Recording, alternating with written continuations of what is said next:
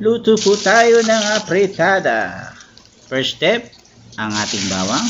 Then, sundan na natin ng sibuyas. Para hindi masunog agad ang ating bawang, imekos-mekos muna natin yung sibuyas at bawang. Para ang ating bawang ay hindi matusta. Ayan muna natin gisa-gisa ang sibuyas. Lumabas ang aroma. Pag lumabas na ang aroma ng ating sibuyas, itatambog na rin natin ang ating kamatis. Yung kamatis ang magpapalasa sa ating apritada. Apritada ni Angel version. Yan. Simpleng apritada lang to, wala tayong bell pepper dahil hindi ako nakabili. Yan, medyo tosta na or labog na ang ating kamatis. Tatambog na natin ang kalahating kilong hita o pigi ng manok na aking chinap-chop.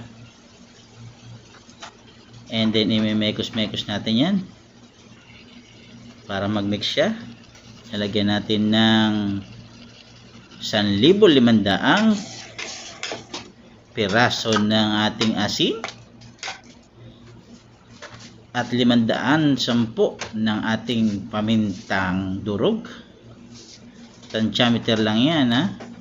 Depende sa panlasa natin kung saan naabot ang ating panlasa. Sagad na natin ang ating paminta para mas malasa. Then mekos-mekos uli. Mekos-mekos. Mekos-mekos. Yan. Pag na-mekos-mekos na natin, ilalagay na natin ang ating tomato paste. Yan. Tomato paste ang magpapakulay at may dagdag lasa rin. At pipigaan natin ng isang pirasong lemon.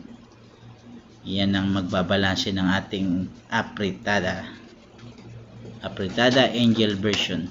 Yan. Dito lang sa OFW Saudi Arabia. Tambog na rin natin ang ating patatas at ang ating carrot para sabay-sabay na siyang maluto. Pag naitambog natin, takpan na natin yan.